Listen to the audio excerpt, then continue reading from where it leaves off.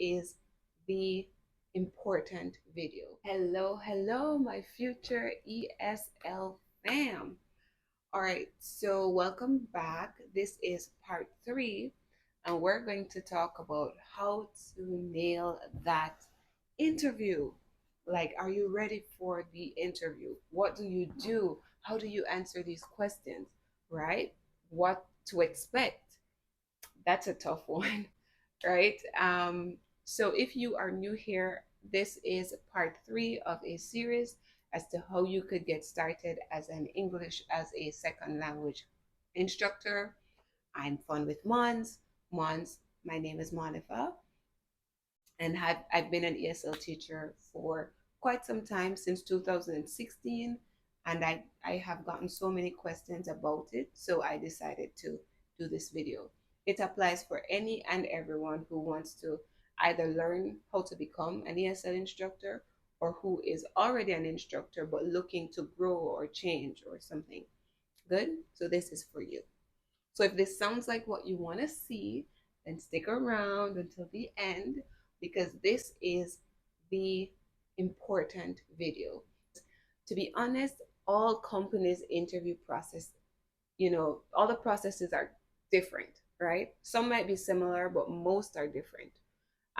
The video before, we spoke about the application process, which usually includes like you fill out a form about like your name, where you're from, things like that.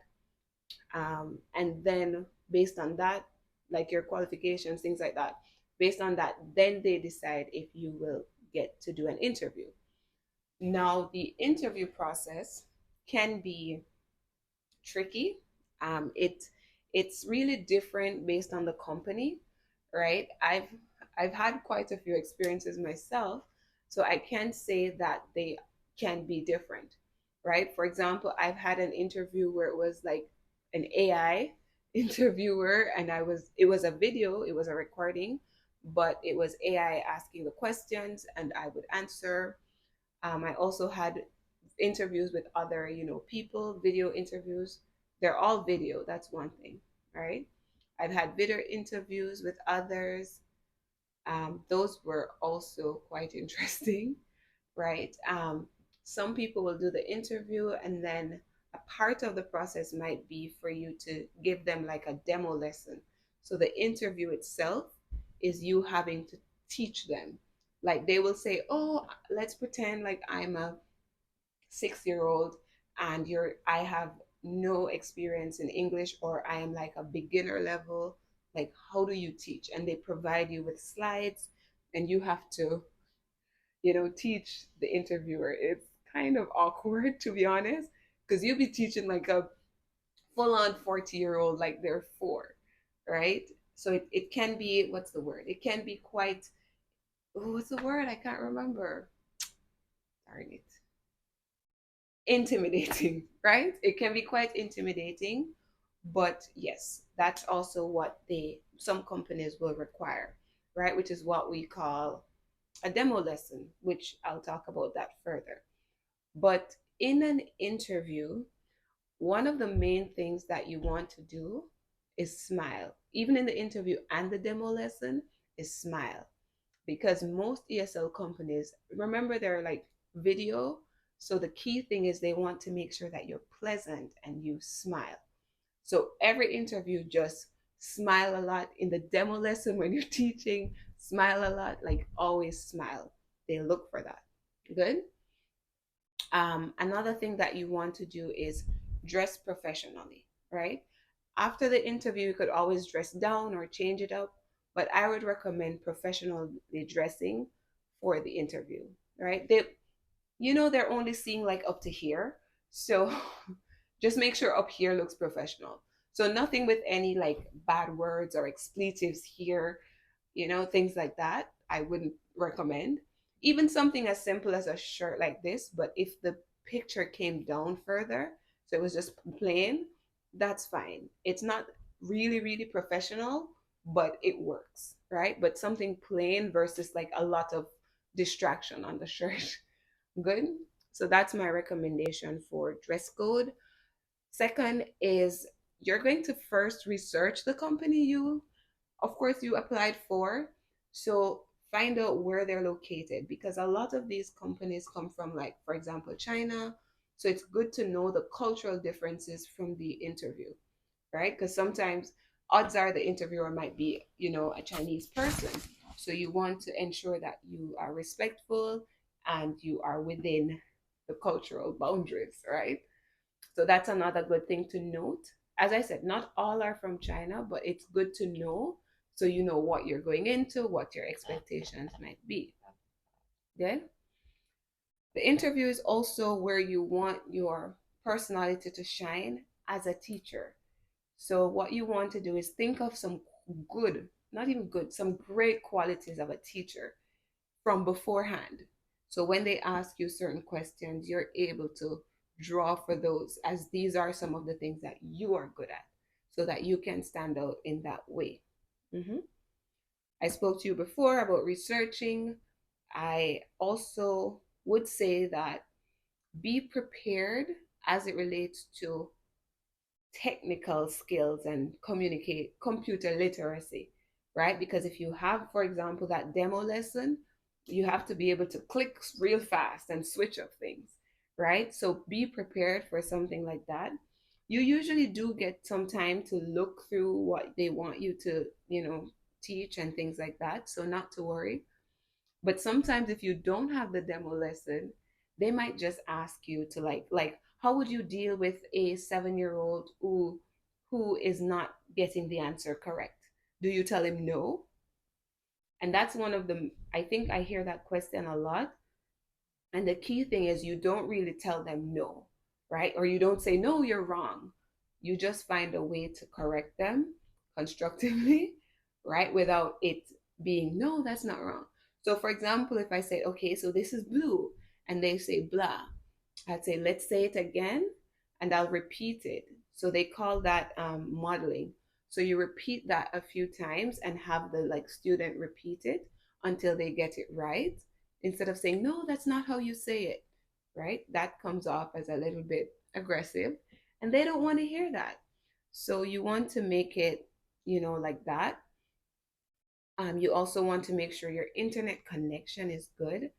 Um, from the application process, some companies will require a speed test, some will require it after the interview. So that really depends on the company. But ensure that your internet speed is good, you have good headset or a good headset. If you use a desktop, that's fine. If you use a laptop, I'd recommend a mouse, because the touchpad thing and the classes can be a lot. So I'd recommend a mouse. There are other things I would recommend. I put them in the description box below, some tech things that you would need. But I'll also cover another video about the tools that you would need, because it depends on you at the end of the day. But there are some that are essential, right? Another thing for the interview is where you do it. Make sure it's quiet. Good. Ensure you're in a quiet space with a clear background. Not like this, right? Should be a clear background. It could be any color. White is best, but any color is fine. But make sure that your background is free of all distractions and problems. The beauty about things like Zoom now is that with Zoom you could kind of blur out your background. So that's good. But really and truly, the background is important, because they don't want, when you're having the lessons, you have 500 things going on in the background. So y'all need to clear up them backgrounds for the interview. Good. And then last but not least, guys, is to just breathe, relax, and get ready for the interview. Enjoy it. It's a learning process. If you get it, that's great. If you don't, you know what to do next for the next one, or you try again, because most you do have the opportunity to reapply, maybe not right away. Or for some, you could just change your email address and reapply, right? So it's really your choice. Good. But those are my recommendations for your interview if you want to be ready and if you want to pass. So make sure you prepare like a professional. right? Go through some questions, practice answering some of those questions, right?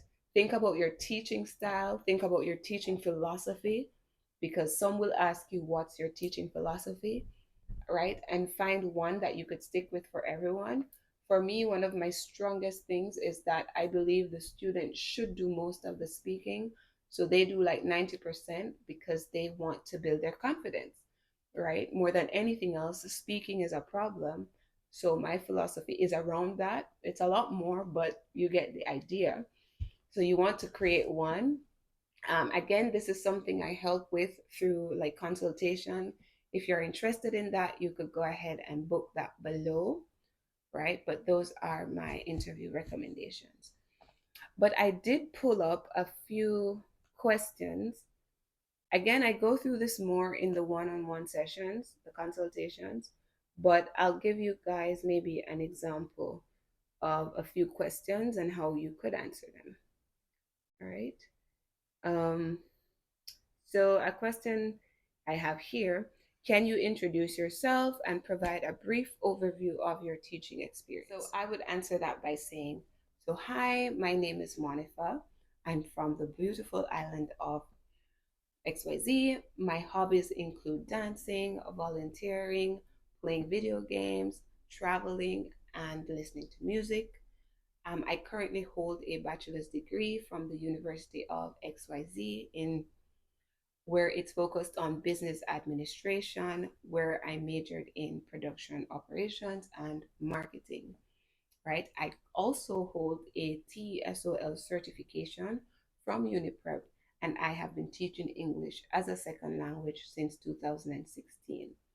I have been teaching different age groups from the age of 2 all the way up.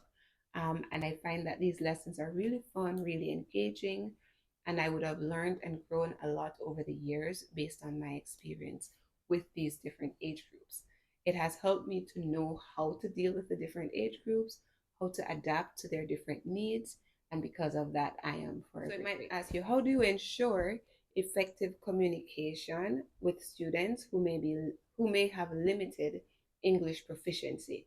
Now, this is a very good question because there's this thing called TPR. Right. You'll hear TPR a lot from teachers. It stands for total physical response.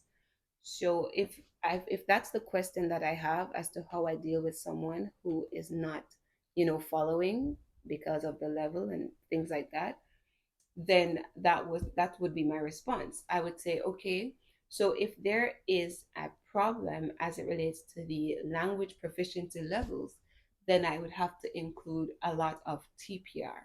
So I have to do gestures and movements so they could see and understand, also model things for them, point at the mouth when you need them to repeat something, or put your hand behind your ears if you need them to say something so you show that you're listening. So those are what we call TPR. Maybe that's why, because all my videos I'm like all over, right? But that's how you could answer that. But again, I go through that some more in consultations. We go through a lot of interview questions to make sure that you are fully prepared for whatever they might throw at you. All right. So hopefully all of this was useful and informative. If you did find it useful, please comment and let me know. Also remember to follow, subscribe, share with friends, share with family who want to start teaching English online.